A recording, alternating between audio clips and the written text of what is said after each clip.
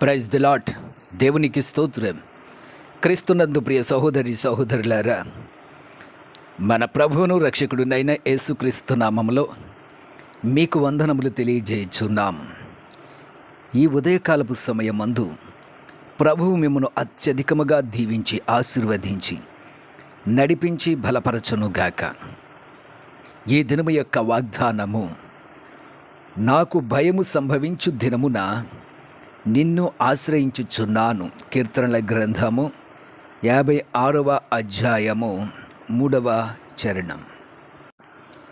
దావీదు యొక్క జీవితంలో మనుష్యుల వలన కలుగు భయము ఎక్కువగా ఉండినది.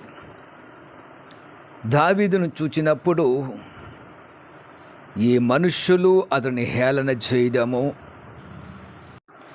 గర్వముగా మాట్లాడడము, అతని కొరకు పొంచియుండి అతనిని మృంగివేయాలనేటువంటి ఆలోచన కలిగి ఉండడము, దినమెల్లా దావీదుతో పోరాడుచు వారు అనేక విధములుగా అతనిని బాధించుచున్నారు.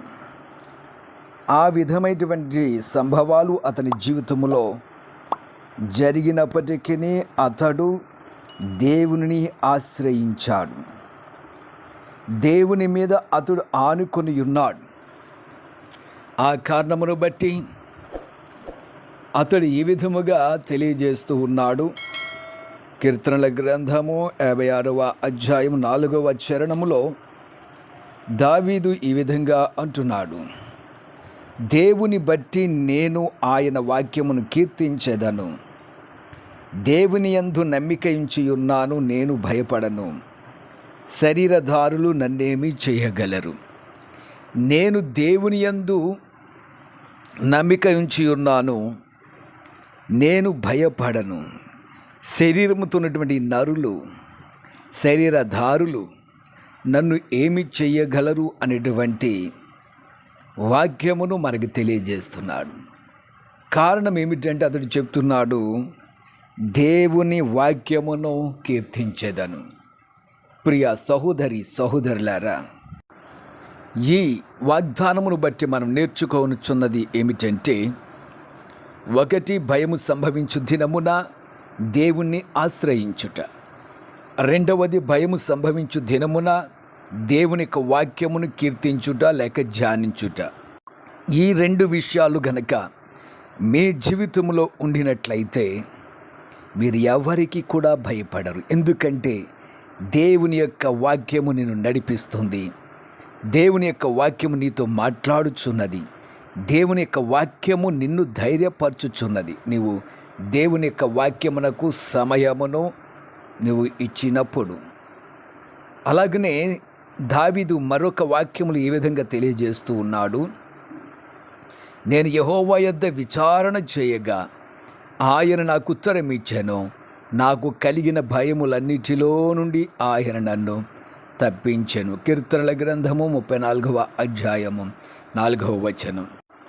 3వదిగా దావీదు నుండి మనం నేర్చుకొనవలసినది, భయము సంభవించు దినమున ఆయన యొద్ద విచారణ చేసినట్లయితే ఆయన నీకు కలిగిన భయములన్నిటిలో నుండి తప్పించెను అంటున్నాడు. తప్పిస్తాడు. భయం ఒకటి కాదు, భయములన్నిటిలో నుండి. ఈరోజు మనుషులకు అనేకమైనటువంటి భయాలు, రకరకాలైనటువంటి భయములను మనం చూస్తున్నాము. శత్రువుల వలన భయము, లేక కుటుంబాన్ని ఏ విధంగా పోషించాలనేటువంటి భయము, సాతాను వలన భయము, రోగముల వలన భయము, అప్పుల వలన భయము, అనేక రకరకాలైన భయములు మనుషుల్ని వేధిస్తున్నాయి.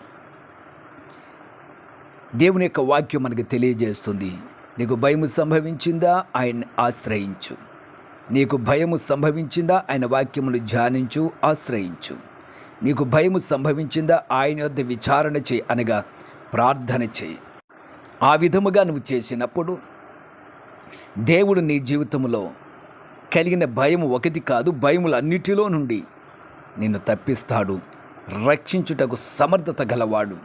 కాబట్టి ప్రియ దేవుని బిడ్డలారా, ఈ ఉదయకాలపు సమయమందు దేవుని సన్నిధిలో ప్రార్థించండి, ఆయన ఆశ్రయించండి, ఆయన వాక్యమును ధ్యానించండి. తప్పక దేవుడు మీ జీవితంలో గొప్ప మేలును చేస్తాడు. అట్టి ధన్యత దేవుడు మీకు అనుగ్రహించునుగాక.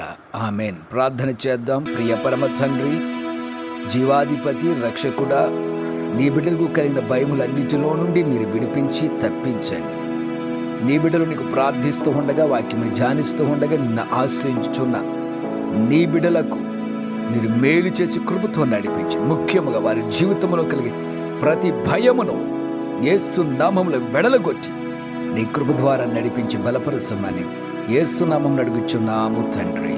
Amen, amen.